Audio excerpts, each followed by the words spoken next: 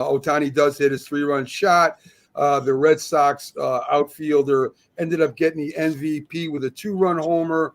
Jaron Duran is the one that hit the 2-run homer, and he gets the MVP for the 2-run homer, I guess. But you do get paid somewhat if you are an MVP. You do get a little bit more cash. What do you think? And I'm gonna let this go to Keith after you. What do you think about paying the winning team $1 million each, and the losers get nothing? Do you think that would add a little bit more oomph to the game? Well, for me, because I'm just so used to seeing kind of like how everything has just been dumbed down over the last few years. I don't know if this is a result of the pandemic or what, but we've just seen sports in general just kind of just become meh. I mean, the Pro Bowl with the NFL, the All-Star game with the NBA, and now here we are in MLB. And I'm gonna be honest with you, I did not watch this. Didn't even know what was going on. I'm a Braves fan. I don't even know if the Braves played in there. I know Ohtani hit that home run for the first time since 1996. And I know that this was the 94th All-Star game for the MLB. And I did see the highlights about Aaron Judge basically, getting rolled over on a 100-mile-per-hour fastball. I saw that just in the highlights because I subscribe to, sports news and what have you. But I don't know about $1 million is a lot. That's a large sum, especially to say that the other team gets nothing. I think it would be more of an if you give the winning team $1 million and give the losers $500,000. You know what I'm saying? I mean, that would, or give the winning team, if you gave $1 million total, then give like $750,000 to the winning team and $250,000 to the losers. That way, that's your whole $1 million investment. I don't know what it would actually take. You're a loser. They lost. But they showed up nothing, right, Keith? Oh, so what? I could have went there and showed up. I didn't even play. Oh, nothing. So Keith. wait. So in all the sports, so you're saying as a team, because in professional sports, players get eliminated all the time. Teams get eliminated all the time, but they're still showing up to play and getting paid. Look at the Super Bowl. Those guys still get paid. You're saying as an incentive? I want this All-Star game to mean something again, Keith. I don't know about money making it mean something. Never. First of all, who's going to pay the $1 million? They're losing money on this game, hand over fist. The only reason they pay any rights for it is so they can advertise their TV shows and whatever else. The game has become irrelevant, not as bad as James is talking about with the NFL and the NBA, but I don't care to watch a bunch of guys in beer league softball uniforms talk to announcers mic'd up all night long. That's not baseball. That's not baseball. This was a real game at one point. When I came in, I think you guys were talking a little bit about that. And Pete Rose in the 70 All-Star game, they cared about winning. We knew at that point in time the National League had won like 12 out of 13. It's 10 out of 11 now for the AL. But nobody knows that because nobody cares, right? I mean, you couldn't even come up with the exact stat. And I'm not faulting you, Matt, because nobody knows. This game is no. I get it. There's nothing wrong with that because I only know because I read it this morning. I watched there's no bigger baseball fan than me. I watched very little of the game last night because I just didn't care. And put them back when I was a kid. Again, it'll never be like that. I get it because it was exciting because that's the only time I got to see these guys. There wasn't baseball on every night. There was no Sports Center. There was no ESPN. We got 10 Yankee games a year up here in upstate New York. And the only time I got to see the Hank Aaron's and the Willie Mays and the Bobby Bonds later on and those great players was during the All-Star game or if they made the World Series. And it meant something to everybody. Yes, James, go watch Pete Rose run over Ray Fosse. People were all over him then. That's the way you should play the game to win. But they don't care about winning now. They really don't. I don't think. Hi, CJ. So let's CJ. Let's CJ the painkiller. CJ, Keith always brings me down when he talks about baseball. I want to say one thing about the All-Star game, and I didn't watch all of it, but when you are baseball is a game of individual stats. And the good thing about baseball compared to football and basketball is that hitter wants to get a hit. It doesn't matter if it's 10-0 they're losing. He wants to hit the ball. He cares about his stats. That pitcher, even if he pitches one inning, is going to throw his arm out to try to get that side out. So while it's not what it was, it's still a better All-Star game for the most part than the rest of the games, because they really don't care, the other ones. The other sports, flag football, they don't want to. They go ahead, throw the ball, go ahead, slam the ball down, dunk the ball. Baseball, they care about whether they get a hit or not, whether they pitch well or not, and get a save or not. It does matter somewhat to Major League Baseball players. Well, see, here's the thing. I didn't hear winning in there anywhere. I didn't hear winning in there anywhere. Go ahead. Sorry.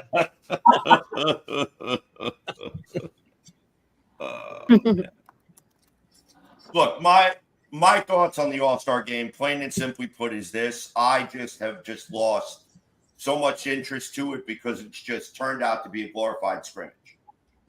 I'm right there with Keith, that I used to love it when I was a kid because you had guys on both sides that were competing, and it meant something to each other, and it meant something to the game. And now it's just a glorified spectacle. And we've watered it down so much and tried to make it gimmicky that it's just not even worth watching anymore. Where the fans get to vote for their favorite players, they get to see, they get to see the home run derby, they get to see, they get to have the fanfare and stuff. It just, for me, as a whole, all right, I've even got this problem with the NHL, although I kind of like the way that they set the All-Star game up a little bit to kind of break up the monotony of everything. But every All-Star game is the same. You put the top superstars from one conference or from one team, the top superstars for the other team. You tell them get together and go have a scrimmage, but then I totally disagree with that. I mean, I hate to cut you off, CJ. I hate to cut you off. It's not the same. NFL does not tackle in the all-pro game, and basketball they just let them score. That's why MLB does not. That's why the NFL should move the All-Star game to the middle does of not the season do and that. give everybody a mandatory bye. Wait a minute. Did you watch the game? No, I had no interest in Am I the only one? CJ, did you watch the game? Nope. All right, Captain, did you watch the game? When I picked it up, like I said, I picked it up at the third inning and watched the entire thing. I couldn't, like I said, I missed the first inning, but I watched the entire game. Were they trying? Were they at least trying? Were they running the bases? Were they trying to hit the ball? Were they trying to make catches? Or were they just letting the ball drop and say, I'm not going to get hurt? No. In fact, they actually had, and I saw it later on because I missed it, and again, I know that they were talking about guys being mic'd up. I think the first thing I saw was Judge and Soto hamming it up in the outfield, like, whatever. I mean, okay, that's cute, but as stated, we don't need to see that. That's the stuff that they have to do to provide and quote unquote entertainment, like they're doing in spring training as well. We don't need to see that, but they were trying. Like I said, when Trey Turner made that awesome play that I had to see in the highlights, and he gets the out at second base, and they're yucking up because Turner and Bohm and Harper, the three Phillies who were in the infield at the time, were mic'd up for that. That was cool. Didn't see it until later on, but they were trying. Like I said, when Ohtani parked that 3-run job, you could see how elated he was that and by the way, Ohtani is the first player to both win an All-Star game as a pitcher and have a home run. Even Ruth didn't do that. Okay. So that's cool. They were trying. And again, the hockey thing is like it's a pickup game, like I got my team, and basketball, it's a pickup game. LeBron has his, and whoever the other schmuck is on the other side that gets to pick his guy. It's a pickup game. Hockey, Yes. and again, hockey used to be the East versus the West, the Patrick versus whatever the frigging conference was at the Campbell Conference out there. It was divisional. It was Right. we're gonna kick their ass. Now it's it's a pickup game. Basketball and hockey is the same like that. At least somewhat entertaining. Football sucks. All right. So it I don't- does. It does. It's the worst. So they did have the home run derby. And I know Keith doesn't think it's good anymore, and I know a lot of fans feel that way. All I'm doing is compare them to the other All-Star games. That's all I'm doing. I miss the old school too. Before you came on, Keith, I said, I miss just seeing these guys. You saw them once, World Series and the All-Star game. I get that, but I'm comparing them to the other All-Star games, the All-Pro games, and they're head and shoulders above these people. That's all I'm saying. Competitive-wise. I won't argue that. Okay, so there was a home run derby with no Tiny wasn't in it, Judge wasn't in it. I'm trying to remember. Let me get the right guy that won this. It was Trescor Hernandez from the Los Angeles Dodgers, right? He wins it, and they changed the rules on this too. You had a certain time limit to hit so many home runs in the beginning round, and then at the end, he ends up getting by Witt with 14 to 13 home runs. The most entertaining thing about the home run derby, because I don't really care about the home run derby unless you have somebody like Ohtani and Judge going at it, was that the singer was drunk. And that was pretty interesting that she really looked terrible out there. And she did say she was drunk and she is seeking help. Now, last time I can remember that I was in. You got it. We got to watch that. Last time I remember that I was watching Patty Page at the GB's down in New York in the Village, and she couldn't perform because she was that wasted. But anyway, she's supposed to be really good too. She's like an Academy Award winning singer. So yeah, check it out if you haven't yet. It's all over the place. So that's the MLB. In the NBA, of course, we have the Team USA going. And I read something today that Joel Embiid may not start for Team USA. That right now Anthony Davis is more impressive. Ebadiah, I hope I'm saying it right, is looking better. And I know Joel Embiid because I know Joel Embiid, if he doesn't get his significant whatever, he's going to go right to the press. And he's going to say what he's got to say. And Keith, Joel Embiid, the MVP, great player, hurt a lot. He does get hurt during the playoffs, but he's very vocal. Can you see if Joel Embiid doesn't get the start for Team USA? What do you think happens there? Yeah, I don't care what he thinks. I mean, the whole idea is to go there and win.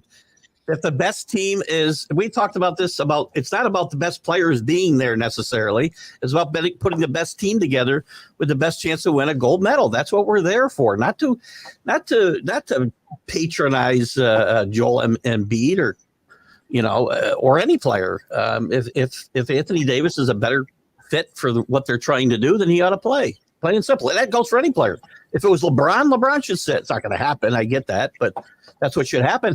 And the big story there is that there's a lot of ego problems in that building. They almost got beat by Australia the other day in preliminary play. I think they won by 6. That shouldn't be happening. You can't just roll the ball out anymore, right? They're putting a team together in 6 weeks here, or less. And, you need to get the most cohesive unit out there if you want to actually win. So I don't care what Joel Embiid cares. Right? I agree, James. I agree. James, is Steve Kerr the right head coach for that Olympic team? Well, we got to remember it's a combination. It's not just Steve Kerr. You got another guy out of Miami, and Eric Spoelstra. He's actually pretty good too as well. So I think, I don't think it's a problem. I think Steve Kerr has a winning pedigree. And am I good? Yeah. Okay. Yeah, he has a winning pedigree, and I think mostly I piggyback off what both of you said.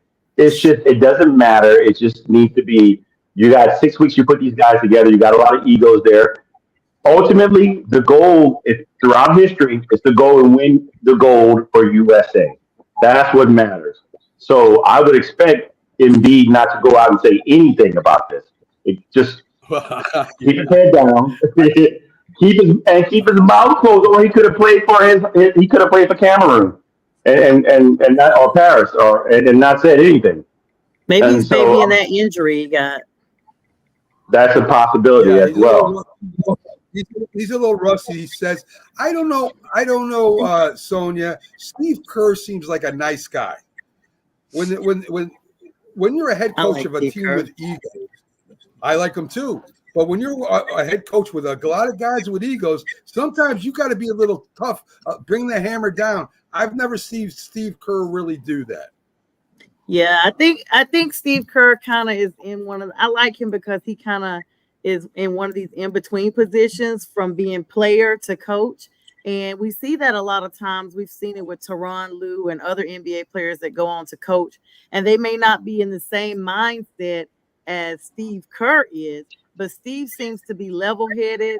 You know, maybe he just has a different way of expressing his frustration. He does have a lot of egos on that team, and thus they've been playing a lot of musical chairs as of late.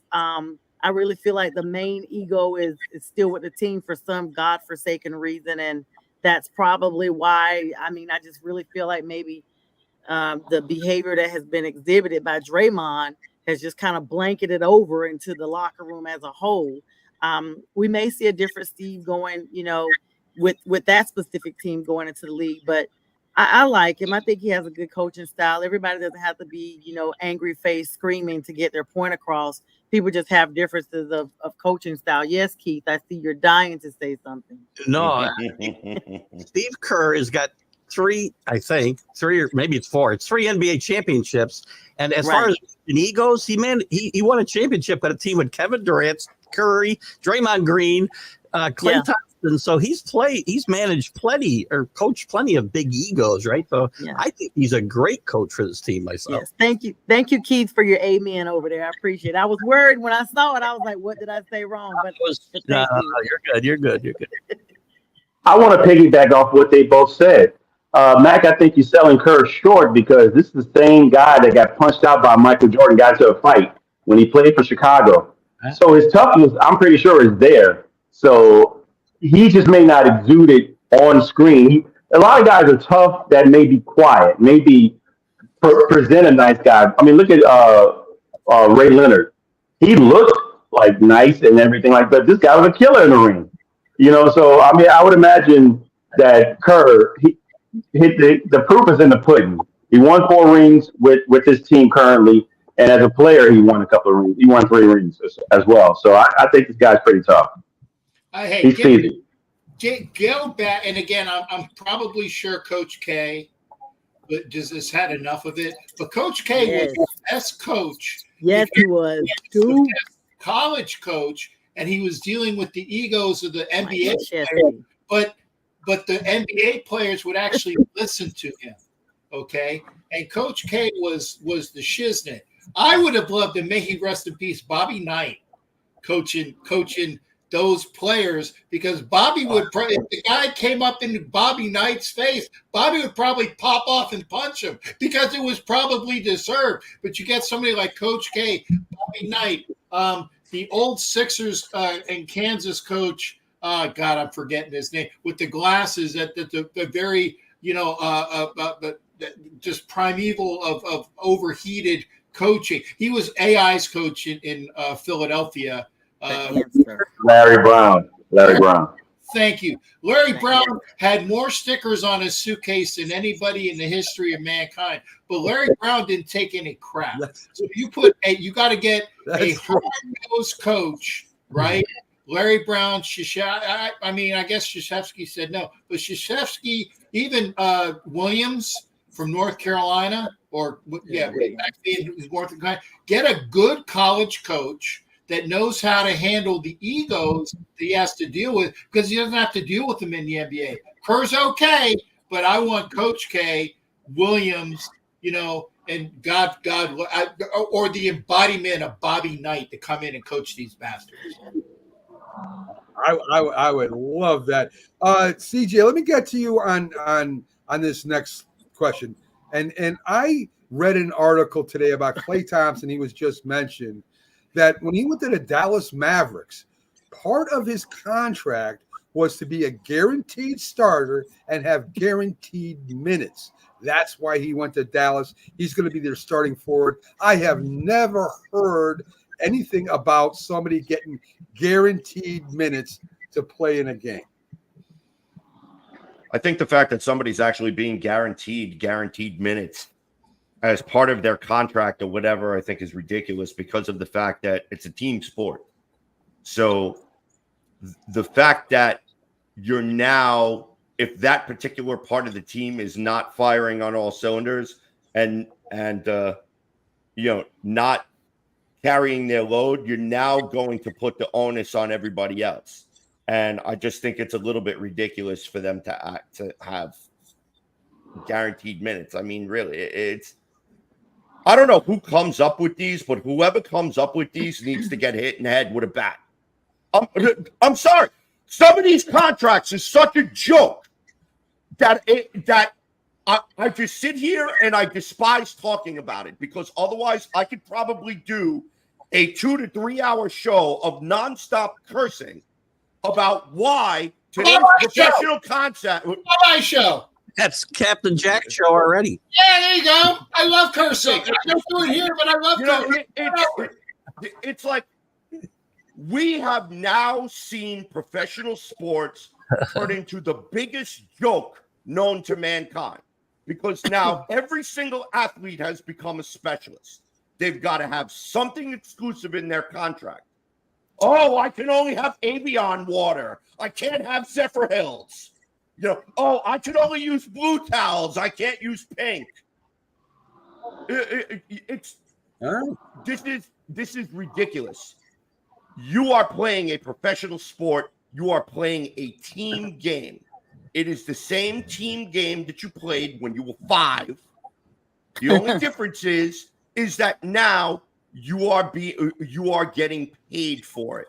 Mm-hmm. And I guarantee you that there are about 1 billion people on this planet that would love to trade places with you and probably would ask for about 99.9% less than the retardedness that you are asking for right now. For guaranteed minutes, for special treatment, it's a joke. It's a disgrace to our sports, period. I'm not just talking about basketball. I'm talking about every single sport across the board. And it's got to stop. And these agents and these owners need to grow a goddamn spine. They need to stop it. They need to stop it. Because this is what makes sports unattractive CJ, now. Oh boy. CJ, this has been said over and over and over again. It's not going to stop. And when the NFL teams stop making millions and millions of dollars, hundreds of millions of dollars, and when the NFL stops making $13 billion a year, as they just posted last year, maybe that's when the salaries do stop going up. And here's an owner who has no skin in it. We're all conditioned to follow the herd. Has no skin in the game. Has no skin in the game. The player is the one out there taking the risk, not the coach, not the manager, not the owner, not the GM, but they're all getting paid very well, aren't they? So if you're going to say that, I don't disagree with you. I've said it before in the past over the years. Then everybody's got to take a pay cut, right? And I don't think that's happening, CJ. So, I mean, if the owner says, okay, wait a minute, I don't want that $400 million of revenue that you just gave me, that you're splitting around, I don't want that. Then the GM says, well, listen, I'm making $5 million a year, make it 2. And then the head of scouts says, well, I'm making $500,000 a year. I'll take $400,000 a year. Yep. It's all unrealistic. And I agree with you, but it's never going to happen. The only way it happens is if the NFL starts losing money or the NBA starts losing money. Salaries That's one. when it happens. Yes. Salary's one thing, though, Mac. You know, to me, I don't care if guys. To me, if somebody's willing to pay you, I don't care what it is. Then take the money. I don't care about that, and I don't care about what kind of water or towels you want. But this is a slippery slope. This is something totally different, where you're tying the hands of your head coach. You're tying the hands of, you know, everything. This is a slippery slope. If this kind of thing continues, I agree. now you're causing lots of problems. I think money and everything else is totally different story than this particular type of thing. This can't continue. Heath, I want to piggyback something off of that. We are now starting to I see agree, the but modern day but- version But of. the team. if- Wait, let me finish. Let me finish. Okay. Let me finish what Keith was saying. But Keith, the GM and the owner agreed to it. But still, no, I get it. Right? They So go should. ahead, CJ. Yeah. Hey, just All like right. So that. now, Go one ahead. of the things. Go ahead, sir. Okay.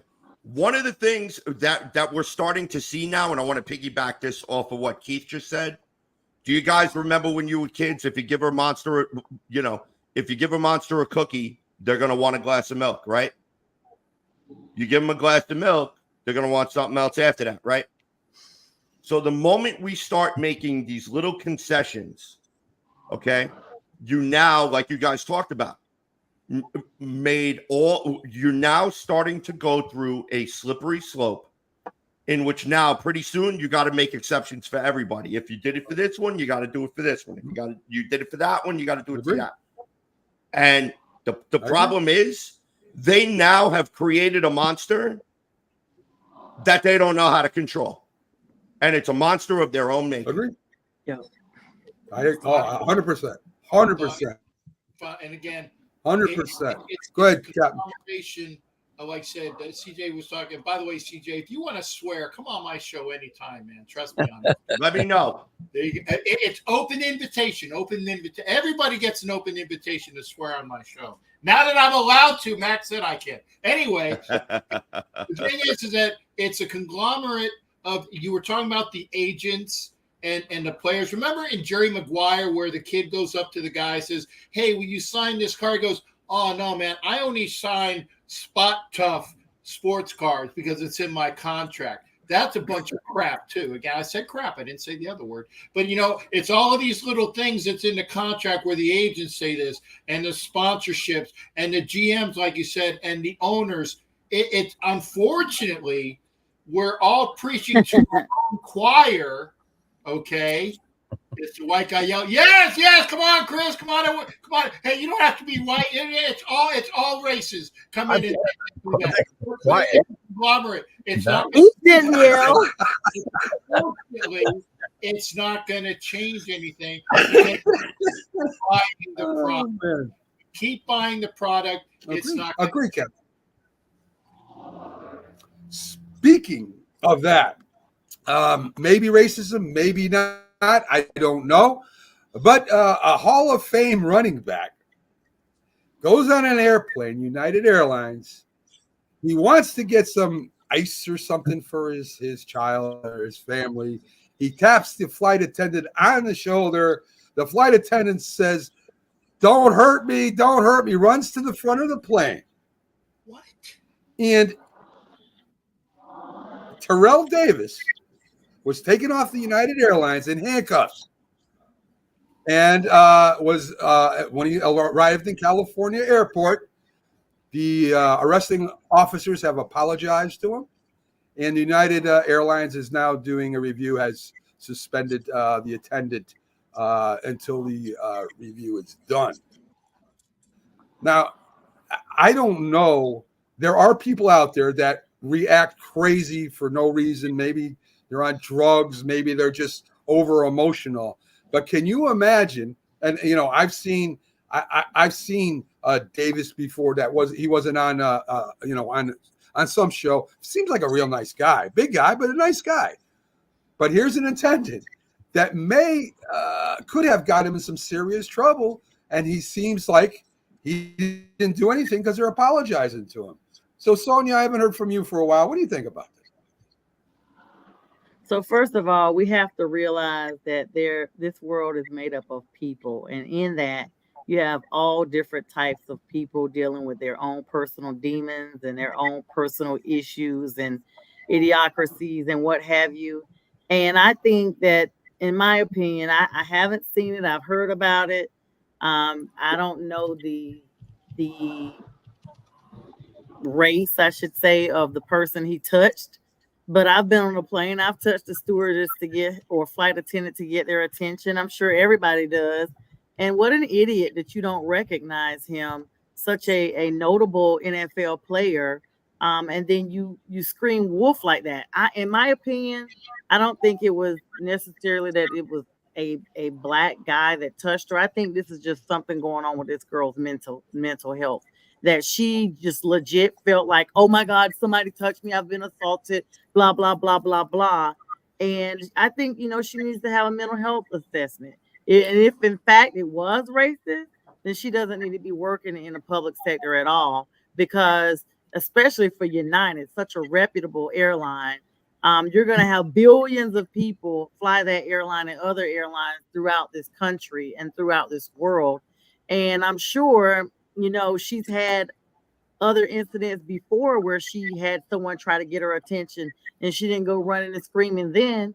I feel like this is horrible that in 2024, this is still news, that this is still occurring, that this is still like, oh my God, this person is browner than me in any shade, or they're lighter than me in any shade, and that we have to make it such a big deal that it's offensive to people as a whole. I know we don't talk politics on the show, but I will finish with this statement. I blame those persons who are the powers that be in different situations as to why we are now in this position where we are continuing to isolate each other based off of our appearances. And it's sickening. I will say one thing, and it's because I was a bouncer at a club in Tampa. Sometimes, you know that they are an athlete, and I'm gonna dime his ass out because I do it every chance I get. Gary Sheffield came up to, and I'm trying to get the gentleman to leave. It's 3:00, and it's my job to get him out of the bar. And I'm saying, excuse me, sir, it's 3:00. It's time to go. You and your lady can, move off and do it, because he was macking on her. And he obviously was doing a decent job because she looked interested. And then he gave me the, do you know who I am? Once you go to the, do you know who I am? You're wrong. You're wrong. Yeah. You're talking up you don't know who I said. Well, sir, honestly, because he had a Kangol hat, and I knew he was an athlete, but I couldn't recognize him. I said, sir, don't be offended. I know you're an athlete. Some people wouldn't have even gone there. I said, I know you're an athlete, but it really doesn't matter. It's 3:00. It's time to go. Okay. And there have been other athletes in the bar that I was bouncing at. I had to throw out Donald Penn one night, but granted, I had two trees behind me that were bigger than me and Donald Penn combined. But I was the nice bouncer. I was the cerebral bouncer. I was the talkative, cool bouncer. But there have been other times, when athletes go, do you know who I am? That's a bunch of crap. And if Terrell Davis, I've heard nothing but good things about. One of the greatest Broncos. And as a Raider fan, it's like, wow, I'm espousing Terrell Davis. But the fact is, the guy has done no wrong in the press that I can remember. And he didn't throw up that, well, do you know who I am? As soon as do you know who I am? You're wrong. The guy, Mr. Davis, was asking for some ice, okay? Technically, when you touch somebody, it's assault. By definition. But come on, man, have a grain of common sense. You're on a flight. You're the flight attendant. You're not a stewardess or a steward, as they used to say in the old days. It's your job, unfortunately, to cater to the customers. Okay, The customers are there. You don't have to do, fellatio or anything weird like that. Just give them some friggin' ice. Okay. Why? Yeah. Okay. Well, that's another segment that it's been done. Point being, though, I'm on the wrong show. It's a job to get some money. I don't know, Captain.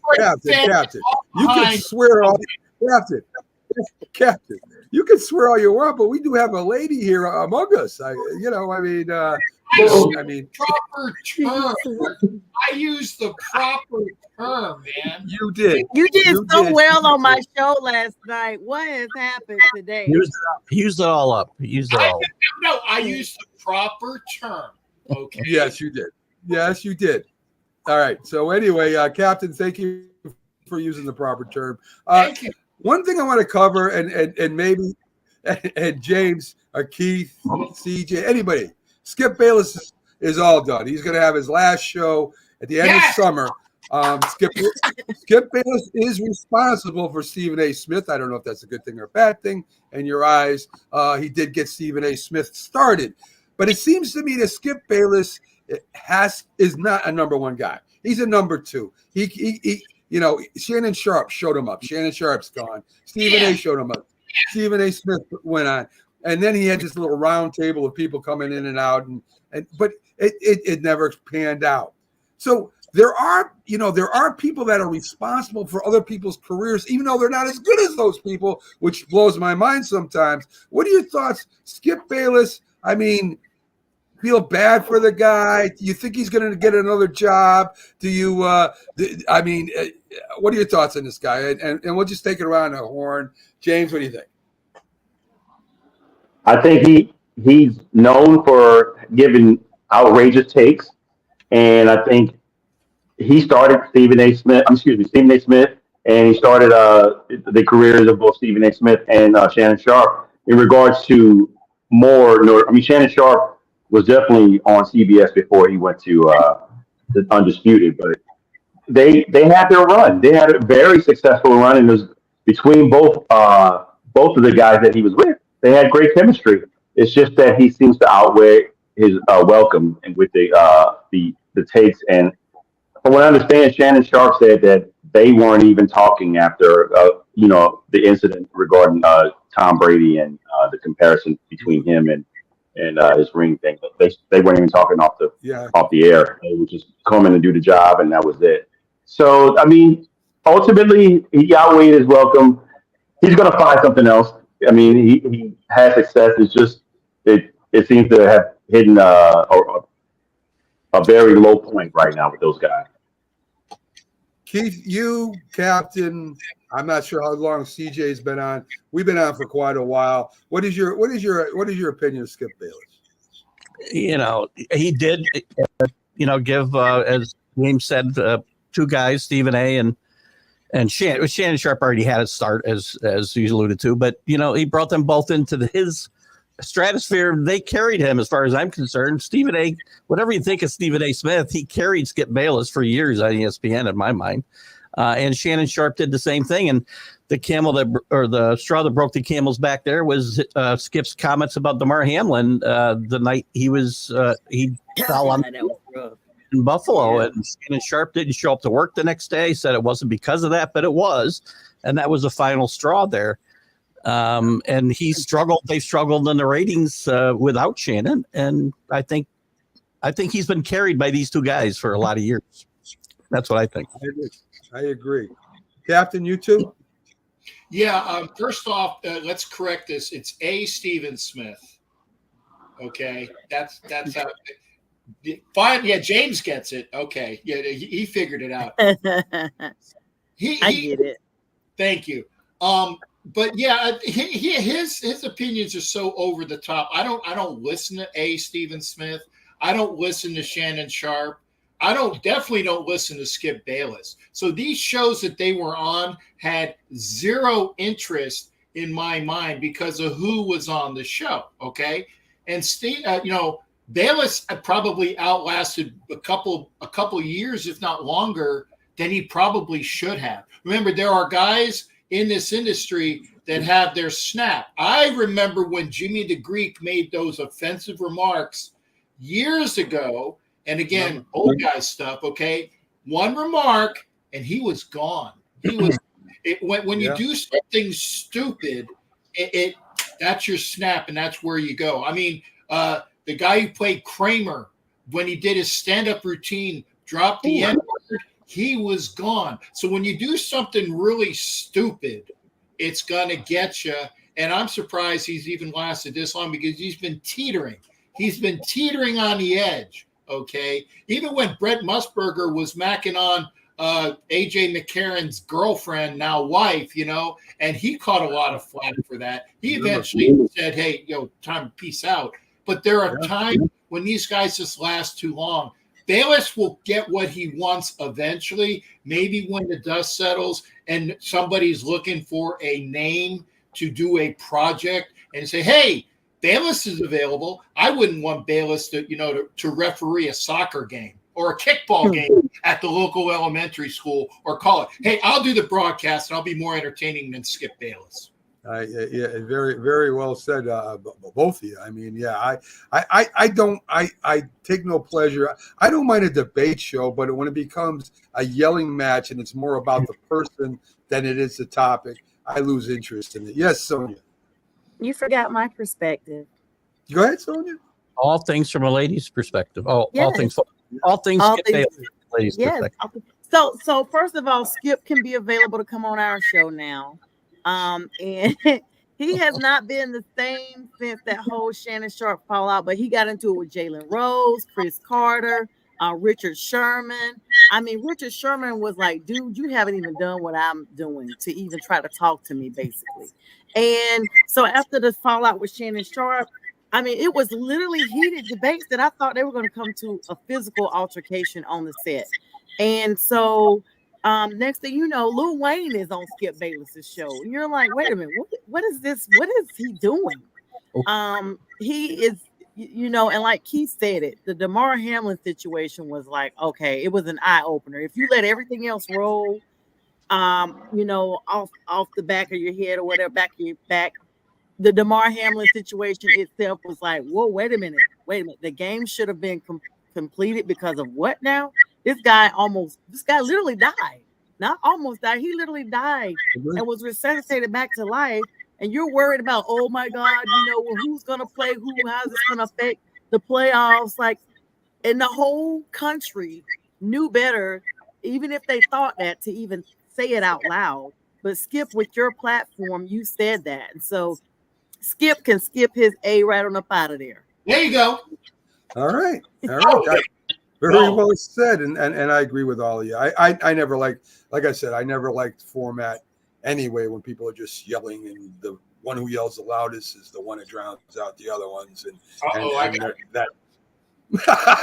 Anyway, one last thing I want to talk about, and really not sports. I know you all know how much I hate golf, but I came across an article where there was a golf analyst that said it's time for Tiger to get out of the sport. He's done. He shouldn't be there anymore. Now, this is going to be maybe a little, and I'm going to try and get his name. I think it's Connor Marianne or something. Colin Montgomery. Thank you. Colin Montgomery. Thank you. So anyway, Tiger shot back, and he said, well, I'm exempt till I'm 60 because I'm a former champ, which means he can enter any tournament he wants, whether he's good, bad, or the other. Right now, his current rating me and Jack had a big argument about this. His current world rating is 879, guys. He's not even in the top 500. That high. So I get he's one of the greatest of all time in the competition in golf. I get it. But isn't it time when you can't even get in the top 100 or the top 200 or you just can't play anymore? When it's like, dude, I knew Keith was going to say this. And not in the majors where you are exempt and you get that exemption for a reason because people want to see you play. Tom Watson nearly won the British Open at 59 years old about 10 years ago. And it was an exciting weekend. And it was a great tournament. And Tiger, and I guarantee you he wasn't ranked any higher than Tiger at that point in time. And these guys are great champions, and they get these exemptions for a reason. It's not for any tournament, by the way. That exemption he was talking about was specifically for the British Open. And his comments were because Colin had never won a British Open, and he should be quiet, which I think Colin probably should be quiet in my mind. I'm not the biggest Tiger Woods in the world either, by the way. I'm just talking about the game of golf. I don't. If the guy can't play golf as an average golf player anymore, as a good golf player anymore. Why is he exempt? I get so what so what he won back in 15 whatever 20 years ago. What does that matter? To me, I think, listen, and I might be totally off base with this. Yeah, you are. But I think that just because somebody still draws crowds, draws views, whatever, I think he takes place of some golfer that could be in that tournament because he's exempt and they win it all. Whoa. Why can't you have both? Okay, because I'm gonna go. Well, there is so many slots, Captain. Yeah, but okay, but you're talking about guys that are. Again, I'm gonna go back to when Arnold Palmer and Nicholas and Tom Kite and a bunch of other Gary players, Lee Trevino, Chichi Rodriguez. I can name them too. Keep them going, baby, because again, people want to see these guys, right? and it's viewer ratings and it's ratings for people to go out onto the course to see them. And yeah, they can't play worth spit, okay? But it's there. They're there for the TV audience and the people that said, I remember when he was the best player on the tour, and he was. To the granny, the 86-year-old granny that was playing, wants to see him as well. You can have all of these spots, and you have the exempt spots, and you ask them, "Hey, do you want to play? Do you want to play?"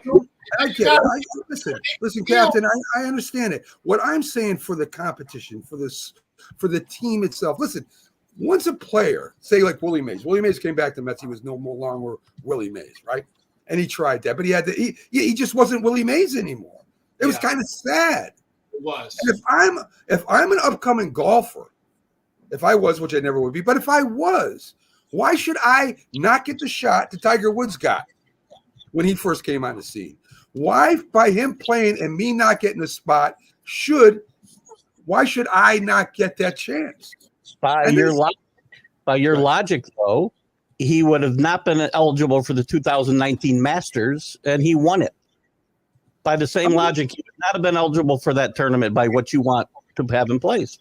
And he hadn't played in almost 2 years. It was a miracle the way he played that weekend. And I'm not saying he's going to go out there and light it up, this weekend at the British Open, but he's got as good a chance as anybody that you would want to replace him in that field with to win this tournament this weekend. I don't know. I don't know. I don't know if I agree with that, but it's. I knew I was going to get that, folks. Now to withdraw with an injury as well. I was looking for my Andrews hat. I got a golf hat from St. Andrews when I got it in. That's my golf hat. So when I talk golf, I have it here somewhere. Trust me, I'll find it one of these days. If we're going to talk golf, I got to pull out my Andrews hat. That's the only golf you'll get from me for forever. Folks, thanks for joining us.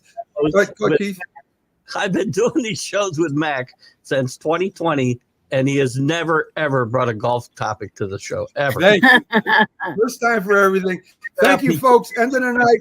Stay tuned on Roku. Talking Baseball with Sal is up after us, and a bunch of other shows. Have a great one. Thanks for joining us.